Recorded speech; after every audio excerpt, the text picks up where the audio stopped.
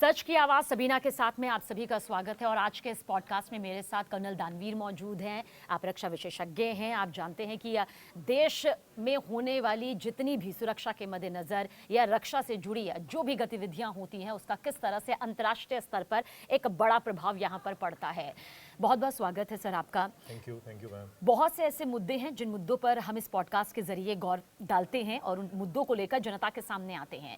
ये मुद्दा बहुत खास लग रहा है, लेकिन क्या इसे सिर्फ ऊपरी तौर पर देखना चाहिए या बहुत गहराई से समझने की जरूरत है कि यूएई के राष्ट्रपति का दौरा सामने आता है, उसके बाद पाकिस्तान के लिए एक बड़ा झटका नजर आता है। इस्लामाबाद एयरपोर्ट डील जो कि काफी चर्चा में रही, उसे रद्द करने की खबरें सामने आती हैं। इस पूरी खबर को आप सुरक्षा के लिहाज से और पाकिस्तान के अंदरूनी खेमे में एक बड़ी हलचल के तौर पर कैसे लेते हैं? देखिए, जो ये यूएई के राष्ट्रपति का दौरा जो था, हाँ जी, आइसोलेशन में नहीं था। इसके पीछे बहुत भारी गहरी जियोपॉलिटिक्स है, मिडिल ईस्ट की जियोपॉलिटिक्स है, इसके अंदर सऊदी अरेबिया की जियोपॉलिटिक्स है, इसके अंदर यमन के प्रकरण है, इसके अंदर सोमालिया का प्रकरण है, लीबिया का है। और इस पूरे इलाके के अंदर वर्चस्व कायम करने की कवायद आप देख रहे हैं। और उसी के चलते आपने इकोनॉमिक इश्यूज देखे पाकिस्तान के अंदर डेवलप होते हुए, और भारत के का ये दौरा एक तरीके से यूएई के लिए अश्योरेंस था। और इसके बैकग्राउंड में है वो खबर, that is Saudi Arabia, Pakistan और टर्की के बीच में एक संभावित सिक्योरिटी मुआहदा, जिसके अंदर ये बात कही गई है कि तीनों मुल्कों में से किसी के ऊपर भी अगर हमला होता है तो उसको संयुक्त रूप से देखा जाएगा। तो ये सारी जो चीज़ें हैं, इससे जोड़ते हुए इस दौरे को, दैट इज़ यूएई के राष्ट्रपति के दौरे को देखना चाहिए। कर्नल दानवीर, आपको लगता है कि भारत की बढ़ती ताकत बदलते वक्त के साथ काफ़ी बढ़ी है? भारत जो कहता है उसे ना सिर्फ सुना जाता है, बल्कि अब बड़े बड़े महाशक्तिशाली देश उस पर गौर भी करते हैं। लेकिन हमने हाल ही में पाकिस्तान के साथ ऑपरेशन सिंदूर भी देखा, और इस बार हमने पाकिस्तान के ऊपर एक के बाद एक कई बड़े झटके भी देखे। वो इस्लामिक कंट्रीज जो कभी उसके साथ खड़ी नजर आती थी, उससे कन्नी काटती हुई भी नजर आई आतंकवाद के मुद्दे को लेकर। लेकिन ये मुद्दा, अगर हम इसे एक एयरपोर्ट डील के तौर पर देख रहे हैं, क्या ये वाकई उतना अहम है या फिर ये ऊपरी सतह ही आपको नजर आती है? ये अहम है, ये एक संकेत दे रहा है कि किस दिशा में पॉलिटिक्स जा रही है। और ये कोई छोटा मोटा संकेत नहीं है, बहुत बड़ा संकेत है। और इसको बहुत ही गंभीरता से आई एम श्योर पाकिस्तान ले रहा होगा, और इसको बाकी पूरा मिडिल ईस्ट भी इसके ऊपर नज़र रखे हुए है। और भारत की स्पेशल इसमें इंटरेस्ट है। इससे ये पता लग रहा है कि भारत का जो दबदबा है इस पूरे रीजन में, क्योंकि भारत अपने आप को एक मिडिल पावर और राइजिंग पावर के तौर पर देखता है। भारत आपके स्विस कैनाल से लेके स्ट्रेट ऑफ मलक्का तक का जो इलाका है अपना स्ट्रेटेजिक डोमेन मानता है। स्विस कैनाल जो इजिप्ट और सिनाई पेनिनसुला से गुजरती है, और स्ट्रेट ऑफ मलक्का जो इंडोनेशिया और मलेशिया के बीच का जो पास है, तो ये अपना एक स्ट्रेटेजिक आर्क मानता है। और इसके अंदर वो अपनी दावेदारी रखता है, क्योंकि भारत की सेनाएं, भारत की आर्म फोर्सेस बहुत स्ट्रॉन्ग है, दिन प्रतिदिन मजबूत होती चली जा रही हैं। और उसका एक दर्शन हमने देखा आज के रिपब्लिक डे परेड में। तो इसीलिए भारत के ऊपर लोगों की नज़रें हैं, चाहे वो मिडिल ईस्ट के अरब ममालिक हो, चाहे वो यूरोपियन यूनियन हो, भारत की तरफ देख रहे हैं। और भारत की इम्पोर्टेंस को कोई अब नज़रअंदाज नहीं कर सकता। जो मुल्क आतंकवाद के समर्थन में रहे या वो करते रहे, उनके लिए अब परेशानी खड़ी हो रही है, क्योंकि जैसा आपने कहा कि मुस्लिम और इस्लामिक देश भी पाकिस्तान से कन्नी काटते हुए नजर आ रहे हैं एयरपोर्ट के। और गणतंत्र दिवस के मुख्य अतिथि के तौर पर यूके के शीर्ष नेताओं का यहाँ पर पहुंचना अपने आप में एक बड़ी कूटनीतिक जीत या एक बड़ी ताकत भारत की यहाँ पर पूरे विश्व को दिखाती नजर आई। लेकिन आपको लगता है कि पाकिस्तान और यूएई के जो ताल्लुकात यहाँ पर रहे हैं, हमने देखा है कदम दर कदम ये आगे बढ़ते नहीं गए, बल्कि एक गिरावट दर्ज की गई। वो खाई हमने बीच के यहाँ पर देखी है। क्या ये वजह भी यहाँ पर बेहद खास नजर आती है कि पाकिस्तान को बड़ा झटका लगते बहुत देर नहीं लगेगी? देखिए, ये मिडिल ईस्ट और अरब वर्ल्ड की हेजेमनी की बात है। सबसे बड़ा देश वहाँ पर सऊदी अरेबिया है, मक्का मदीना वहाँ पर है, और नेचुरल दावेदारी उस इलाके के ऊपर सऊदी अरेबिया रखता है। बिल्कुल सही लेकिन यूएई एक इकोनॉमिक हब है, इकोनॉमिक पावर है। वर्ल्ड की इकोनॉमीज वहाँ पर उनका यूएई के अंदर वहाँ पर समन्वय बैठता है। शायद ही कोई ऐसा देश हो जो वहाँ पर तिजारत और इकोनॉमिक एक्टिविटी ना करता हो। तो उनके भी एक रीजनल एस्पिरेशंस हैं।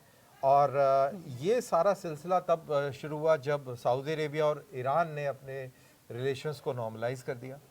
तो यूएई को ये बात अच्छी नहीं लगी, क्योंकि ईरान और यूएई के बीच में टेरिटोरियल इशू है, कुछ आइलैंड्स हैं। जब यूएई ने ब्रिटिश से आज़ादी प्राप्त करी 60s में, तो जिस दिन उसको आज़ादी मिली उसी दिन ईरान ने उन आइलैंड्स पर कब्ज़ा कर लिया और वो अभी भी उसी के गिरफ्त में है, उसी के कब्ज़े में है। तो यूएई को ये पसंद नहीं आया कि सऊदी अरेबिया और ईरान ने आपस में समझौता और दोस्ताना कदम बढ़ा लिए एक दूसरे के प्रति, और कहीं ना कहीं यूएई को उसमें एक बिट्रेयल सा नज़र आया। तो ये एक मिडिल ईस्ट की पॉलिटिक्स है। और पाकिस्तान क्योंकि सऊदी अरेबिया के साथ में ज़्यादा रिलेशन बना के रखना चाहता है, क्योंकि उसके पास में ऑयल पावर है और अपने आप को वाहिद इस्लामिक मुल्क मानता है। बाकी कोई इस्लामिक मुल्क नहीं है, बाकी सारे मुसलमान या अरब कंट्रीज़ हैं, या पर्शियन कंट्री हैं, या सहारन कंट्रीज़ हैं। लेकिन पाकिस्तान रिलीजन के पॉइंट ऑफ व्यू से अपने आप को मानता है। तो वो कहीं ना कहीं मक्का मदीना और सऊदी अरेबिया के साथ में आइडियोलॉजिकली अलाइंड भी अपने आप को पाता है और बताना भी चाहता है आम आवाम को। तो उसके लिए इकोनॉमी भी है, आइडियोलॉजी भी है, जिससे वो कनेक्ट होता है सऊदी अरेबिया के साथ। और ये चीज़ यूएई को पसंद नहीं आ रही है, और यही आई थिंक ये रिफ्ट का कारण है। और क्या भारत की ताकत आज के दौर में आप इस पूरे मुद्दे से कैसे जोड़ते हैं, क्योंकि आज पूरा विश्व यहाँ पर मानता है कि भारत की सिर्फ रक्षा यानी कि डिफेंस में ही उसकी ताकत नहीं बढ़ रही, बल्कि वो ना सिर्फ शांति प्रिय देश है बल्कि सेना का पराक्रम उसमें नजर आता है। अपने साथी मुल्कों के साथ कदम ताल करना, अपने साथी मुल्कों के बीच में मध्यस्थता की वो भूमिका यहाँ पर निभाना, भारत की मजबूती आपको लगता है इस ओर भी बहुत तेजी के साथ बढ़ी है ऐसे वक्त में जब तमाम वैश्विक तौर पर कई गुट सामने आ गए हैं, जहां देश आपस में युद्ध में लगे हुए हैं? देखिए, जब आपकी आर्थिक ताकत बढ़ती है, सैन्य ताकत बढ़ती है, तो आपकी मध्यस्थता करने की ताकत भी बढ़ जाती है। आपको तभी कोई सुनेगा गंभीरता से जब उसको ये समझ में आएगा कि इसके अंदर कोई ग्रेविटी है, कोई ताकत है। और जैसे जैसे भारत का कद बढ़ेगा, उसकी ये क्षमता जिसका आपने उल्लेख किया, ये भी बढ़ेगी। और यहाँ पर ये अंडरलाइन करना बहुत आवश्यक है कि भारत के लिए सऊदी अरेबिया भी बहुत अहम है और यूएई भी बहुत अहम है। दोनों बहुत ही दोस्त मुल्क हैं। तो भारत का रोल यहाँ पर और बहुत ही मैच्योरिटी वाला बन जाता है। भारत किसी भी हालत में रीजनल कश्मकश में नहीं फंसना चाहेगा, आई एम श्योर कभी फंसेगा भी नहीं। और ये मध्यस्थता का जो आपने जिक्र किया, मेरे को ऐसा लगता है कि कहीं ना कहीं जो भारत है, सऊदी अरेबिया और यूएई के बीच के अंदर जो बढ़ती खाई है, उसको कम करने में अपना एक बहुत महत्वपूर्ण योगदान। बिल्कुल, सवाल दरअसल यही था जिसका जवाब आपने यहाँ पर दर्शकों को दे दिया कि भारत का किरदार, भारत की वो भूमिका जिसे उसने इस वक्त इतना मजबूत कर रखा है कि उसके एक एक कदम पर वैश्विक तौर से नजर यहाँ पर जाती है। किस किरदार के साथ में आने वाले वक्त में आप भारत के इस पूरे रोल को यहाँ पर देख रहे हैं? देखिए, ग्लोबल साउथ की बात करें तो उसमें अफ्रीकी देश है। फिर आप अरब वर्ल्ड की बात करें, भारत के इजराइल के साथ संबंधों की बात करें, वर्तमान में जो ईरान की सरकार है उसकी बात करें, साउथ ईस्ट एशिया के जो कंट्रीज़ हैं, आसियान मुल्क हैं, उनकी बात करें, तो भारत एक बहुत इम्पॉर्टेंट रोल में है। अभी हमने हाल ही में देखा कि भारत का एक एंशियंट जहाज का एक मॉडल, उसको सेल करके ओमान लेके जाया गया। वो भी एक बहुत बड़ा संकेत था। और हमारी जो नेवी की जो ट्रेनिंग स्क्वाड्रंस हैं नेवी के, वो साउथ एशियन कंट्रीज़ के अंदर अभ्यास कर रहे हैं, उनके लोगों को ट्रेनिंग दे रहे हैं। हम अपने हथियार साउथ ईस्ट एशिया में बेच रहे हैं, हम अपने हथियार अफ्रीका में बेच रहे हैं, हम अपने हथियार अरब वर्ल्ड में बेच रहे हैं। तो कहने का मेरा मतलब ये है कि भारत टेक्नोलॉजी दे रहा है, सुरक्षा रक्षा का सिक्योरिटी प्रोवाइडर के तौर पे भी देखा जा रहा है। तो मेरे ख्याल से भारत की जो उभरती ताकत है उसको लोग पहचान रहे हैं, समझ रहे हैं और उसके फुटप्रिंट्स आपको अब देखने को मिल रहे हैं जो कि शायद पहले नहीं थे। अब आप धीरे धीरे देखेंगे और आने वाले समय में कि ये फुटप्रिंट्स और गहरे और तेज गति से आपको छपते नजर आएंगे। कर्नल दानवीर जी, क्योंकि रक्षा विशेषज्ञ, राजनीतिक विश्लेषक, अंतर्राष्ट्रीय स्तर के विश्लेषक भी ये मानते हैं कि भले ही किसी मुद्दे को लेकर हो सकता है कि भारत की किसी मुल्क के साथ, किसी देश के साथ वो विचारधारा पूरी तरह से नहीं मिलती हो, लेकिन जब भी किसी ऐसे देश पर कोई आपदा आई है, चाहे वो प्राकृतिक आपदा रही हो, चाहे कोई बाहरी आंतरिक आपदा रही हो, तो भारत ने हमेशा एक सहयोग की नीति यहाँ पर अपनाई है। आपको लगता है यही सहयोग जो है भारत यूएई को इतना करीब ले आया, जिसमें हमने देखा कि 900 भारतीय कैदियों की रिहाई हमने देखी? जी बिल्कुल, आप सही कह रही हैं। और हमारा विरोध चाहे कुछ भी हो, जब जब मानवता की बात आती है तो हम सबसे पहले खड़े होते हैं मानवीय सहायता प्रदान करने में। तुर्की एक ऐसा मुल्क है जो भारत के खिलाफ हमेशा जहर उगलता है और जब और भी वहाँ पर पाकिस्तान के साथ खड़ा नजर आता है, लेकिन वहाँ पर एक बहुत भयंकर भूकंप आया और भारत ने बढ़ चढ़कर वहाँ पर सहयोग दिया और मदद दी। और इस तरीके की कार्रवाई जो है भारत करता रहता है, चाहे वो इंडोनेशिया के भूकंप हो, चाहे वो नेपाल की बात हो। तो अभी हाल ही में श्रीलंका के अंदर हमने बहुत बड़ी सहायता दी है।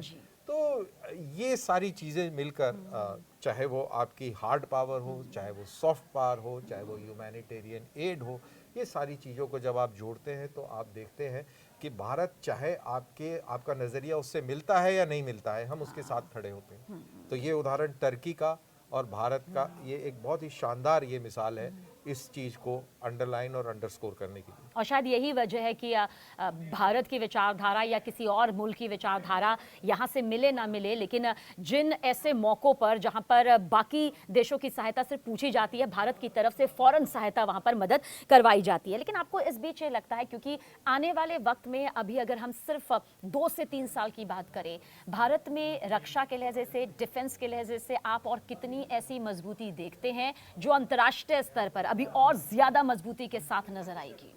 देखिए, आने वाले समय में बहुत बड़ा बदलाव देखने को मिलेगा। 1500 करोड़ से 21,000 करोड़ तक के हमारे एक्सपोर्ट्स बढ़ चुके हैं जी। और ये आगे और बढ़ेंगे। आर्मीनिया के अंदर हमने भी हाल ही में पिनाका रॉकेट भेजे, कुछ ही दिन हुए पहली खेप गई। बहुत सारे मुल्क हैं, दैट इंक्लूड्स यूएई, जो हमारे एडवांस सिस्टम्स की खरीद के लिए बातचीत कर रहे हैं। साउथ ईस्ट एशिया के अंदर फिलीपींस हो, जहाँ पे ब्रह्मोस मिसाइल हमने दी है, वियतनाम हो जहाँ पर हम सबमरीन्स को रीफिट कर रहे हैं, उनकी सर्विसिंग कर रहे हैं, वहाँ भी मिसाइल्स की बात हो रही है। तो ये सारी चीज़ें हैं जो बता रही हैं, ख़ास तौर से ऑपरेशन सिंदूर के बाद, क्योंकि पूरी दुनिया अब भारत के टेक्नोलॉजी को भी मानने लग गया है, क्योंकि प्रूवन टेक्नोलॉजी है। ऑपरेशन सिंदूर में हमने best of the Chinese technology को मात दी है जो पाकिस्तान ऑपरेट कर रहा था, चाहे वो HQ-9 जैसे हथियार हो, चाहे उनकी PL-15 जैसी beyond the visual range missile हो। इन दोनों जदीद तरीन हथियार जो चाइना के जो फ्रंट लाइन टेक्नोलॉजी डेमोन्स्ट्रेटर के तौर पे दुनिया देखती थी कि भाई देखिए वाह क्या शानदार चीनी हथियार हैं और दुनिया की नज़र थी उनके ऊपर, भारत ने उनको बहुत ही सफाई से क्लीन बोल्ड किया। जी। और जिन हथियारों ने इन हथियारों को ध्वस्त किया, अब दुनिया की नज़र उन हथियारों पर है। हाँ। चाहे वो अफ्रीकी देश हो, चाहे वो यूरोपियन देश हो, चाहे वो आपके साउथ ईस्ट एशियन कंट्रीज हो, तो ये इम्पैक्ट तो पड़ा है। जी। सिर्फ पड़ोसी मुल्क पाकिस्तान पर अगर फोकस करें इस सवाल पर, तो पाकिस्तान इस वक्त चाहे महंगाई हो, चाहे भ्रष्टाचार हो, चाहे राजनीतिक उथल पुथल हो, चाहे बेरोजगारी हो, चाहे सुरक्षा का कोई मुद्दा हो, चौतरफा इस वक्त वो घिरा हुआ है और एक के बाद एक बड़े झटके उसे उन देशों से भी लग रहे हैं जिनसे वो उम्मीद यहाँ पर करा, लेकिन फिर भी उसकी गीदड़ भपकियाँ कम होने का नाम नहीं लेती। उसे लगता है कि वो सर्वे सर्वा यहाँ पर बन जाएगा। ऑपरेशन सिंदूर में एक अच्छी खासी मात हमारे भारतीय सैनिकों से उसने खाई है, पर आपको लगता है कि ये वही सशक्त भारत है जिसके चलते आज पाकिस्तान अलग थलग नजर आता है। भले ही वो दावे करता है कि कौन कौन से मुल्क उसके साथ में मौजूद है और उनके साथ बड़ी बड़ी डील हो रही है, लेकिन वो मुल्क भी ये देख रहे हैं कि सशक्त भारत की ये वो तस्वीर है जिसमें अब वो सीधा सीधा पंगा भारत से भी नहीं ले सकते हैं। एब्सोल्युटली। मैं इसको समझाने के लिए आपको हाँ जी। एक कॉमन लैंग्वेज में एक उदाहरण देता हूँ। हाँ अगर जी। दो लोगों के बीच में झगड़ा हो जाए, मार पिटाई और मार कूट गालम गलौज हो हाँ जाए, जी। तो जो कमजोर आदमी होता है जी। वो धमकी बड़ी बड़ी देता है, गालियां ऊंची ऊंची देता है, और जो जो मजबूत आदमी होता है वो फालतू की बात नहीं करता, वो जी। जम के मुक्केबाजी करता है। तो हाँ। भारत ने ऑपरेशन सिंदूर में एक स्ट्रॉन्ग मैन की भूमिका में कम बात करे, बगैर धमकी दिए और अच्छी तरह कुटाई करी, जिसका जी। प्रमाण दुनिया ने देखा। डिजिटल प्रमाण है, फोटोग्राफिक प्रमाण है। और पाकिस्तान ने बड़ी बड़ी धमकियां दी और सिर्फ वो धमकी देता रहा और उसके पास में कोई और किसी चीज का प्रमाण नहीं है। तो ये जो चीज आप कई बार रोड पे देख लेते हैं, वही हाँ चीज जी। आप इंटरनेशनल रिलेशंस में भी और ख़ास तौर से भारत पाकिस्तान के बीच में भी उसी तरीके की आप सिमिली ड्रॉ कर सकते हाँ हैं। जी। तो पाकिस्तान एक कमज़ोर मुल्क है, अंदरूनी समस्याओं से ग्रस्त है, और अगर उसकी ट्रेजेक्ट्री हम प्लॉट करें 1947 से लेके आज तक, कोई भी ऐसा पॉइंट नहीं मिलेगा आपको जहां पर वो ग्राफ में बढ़ाव आ रहा हो। ग्राफ प्रतिदिन गिरता जा रहा है, और जैसे जैसे ये ग्राफ गिर रहा है वैसे वैसे उसकी गीदड़-भभकियाँ, उसकी धमकियां वो बढ़ती चली जा और रही है। कर्नल दानवीर, आपको लगता है कि यही जो ग्राफ जिसका जिक्र आप यहाँ पर कर रहे हैं, वो उसका साथ देने वाले मुल्क भी पूरी तरह से मॉनिटर कर रहे हैं? क्योंकि अब जब अभी जो हमला हुआ जिसके जवाब में ऑपरेशन सिंदूर आया, जो कंट्रीज उसे लग रहा था कि बिल्कुल कहेगी कि नहीं, इसका तो पाकिस्तान से कोई कनेक्शन है ही नहीं, पाकिस्तान की जमीन से ऐसा कुछ हुआ ही नहीं, वो तक कड़ी निंदा करते हुए और बचते हुए, बल्कि पीछे होते हुए नजर आए। साथ देने तो बहुत दूर की बात है, मतलब इसमें पाकिस्तान को कम से कम ये तो समझ आ गया कि उसके हर ग्राफ पर उन देशों की भी नजर है। अगर आप बॉक्सिंग के शौकीन हो तो जो बॉक्सर जीत रहा होता है उसकी सबसे ज्यादा वाहवाही होती है, ताली भी उसी के नाम पे पिटती है। कभी भी आप देख लीजिएगा बॉक्सिंग में खिलाड़ी किसी भी मुल्क का हो, जब जो बॉक्सर जीतता है हाँ उसके जी। ऊपर सबसे ज्यादा ताली बजती है। तो यही बात भारत और पाकिस्तान के बीच में है। भारत अभी मजबूत है, 8% से ज़्यादा की ग्रोथ दर्ज करी है, और प्रिडिक्टेड ग्रोथ भी उसी तर्ज पर है। पूरी दुनिया की नज़र भारत के ऊपर है from growing economy point of view. ये एक वाहिद मुल्क है पूरे खित्ते के अंदर जो चाइनीज़ हेजेमनी को कंट्रोल कर सकता है। अमेरिका भी इस चीज़ को मानता है, और अमेरिका के सेक्रेटरी ने 2 दिन पहले ही ये कहा है कि भारत के ऊपर जो टैरिफ लगाए हैं अब हाँ उसको जी। कम करने का समय आ गया है। यानी कि लोगों ने भारत को परख लिया है। अमेरिका ने भी परखा कि भाई इसको टैरिफ का डर दिखाकर, इसके ऊपर बिल्कुल, ये तो प्रेशर सही। बनाकर शायद ये सकम कर जाएगा। नहीं। लेकिन भारत ने ऐसा नहीं किया। तो भारत ने ऑपरेशन सिंदूर में अपना दमखम दिखाया, मिलिट्री दमखम दिखाया, डिप्लोमेटिक एक्यूमेन दिखाया, और उसके बाद ट्रंप की जो धमकियां थी, ट्रंप का जो दबाव था, भारत ने एक रेजिलियंस दिखाया है कि हाँ हम जी। कितने स्ट्रांग हैं, मनोवैज्ञानिक तौर पर भी हम लोग कितने मजबूत हैं। इतनी आसानी से हमारे ऊपर प्रेशर डालकर हमको दबाया नहीं जा सकता। तो ये सारी चीज़ें जो है दुनिया देख रही है, और इसीलिए भारत का कद जो है वो बढ़ रहा है। बस इसी से जुड़ा एक सवाल, हालांकि देखिए टैरिफ का मुद्दा एक अलग मुद्दा हो सकता है, लेकिन होता क्या है कि एक मुद्दा दूसरे मुद्दे से पूरी तरह से कनेक्ट होता है। और जिस टैरिफ का जिक्र आपने किया है तो उसी को लेकर एक सवाल, दानवीर जी, आपको लगता है कि जब टैरिफ का टेरर पूरे विश्व में यहाँ पर छाया, भारत के ऊपर इतने बड़े टैरिफ लगाने की घोषणा यहाँ पर कर दी गई, तो हमारे प्रधानमंत्री आते हैं, प्रधानमंत्री नरेंद्र मोदी पूरे देश को संबोधित करते हैं और कहते हैं कि भले ही टैरिफ का कोई भी टेरर हो, लेकिन हमेशा प्राथमिकता सरकार के गरीब रहेंगे, किसान रहेंगे, जो आखिरी पंक्ति का इंसान है वो यहां पर रहेगा। और ये पूरे विश्व ने सुना। मतलब जहां लग रहा था कि ट्रंप की इस नीति के आगे कोई घुटने टेक देगा, तो वहीं भारत उसी मजबूती के साथ खड़ा रहा, और ये पूरे विश्व ने देख लिया। बिल्कुल देख लिया। आपने देखा होगा कि जापान ने घुटने टेके, हाँ जी। साउथ कोरिया ने घुटने टेके, यूनाइटेड किंगडम्स के पास में कोई और चारा नहीं था, अभी भी कोई चारा नहीं है। यूरोपियन यूनियन भी काफी कमजोर नजर आया। भारत एक ऐसा मुल्क था जिसने बिल्कुल भी ना ट्रंप की बात का जवाब दिया, जी। किसी ने नहीं दिया, और ना उनके प्रेशर के अंदर उसने सकम किया। तो ये इस देश की खूबसूरती है, और आज के दिन तो हमें इस बात को लेकर बहुत गर्व होना चाहिए कि हम मेंटली भी स्ट्रांग हैं, हाँ जी। फिजिकली भी स्ट्रांग हैं, और इकोनॉमिकली भी स्ट्रांग हैं। बहुत बहुत शुक्रिया इस पॉडकास्ट में आने के लिए कर्नल दानवीर आपका, और ये बताने के लिए कि आज का भारत कहाँ है, आज का भारत किस स्थिति में है, और आने वाले वक्त में यही सशक्त भारत एक बुलंद आवाज के साथ और डंके की चोट पर वैश्विक स्तर पर छाता नजर आएगा। बहुत बहुत शुक्रिया sir. Thank you madam, thank you.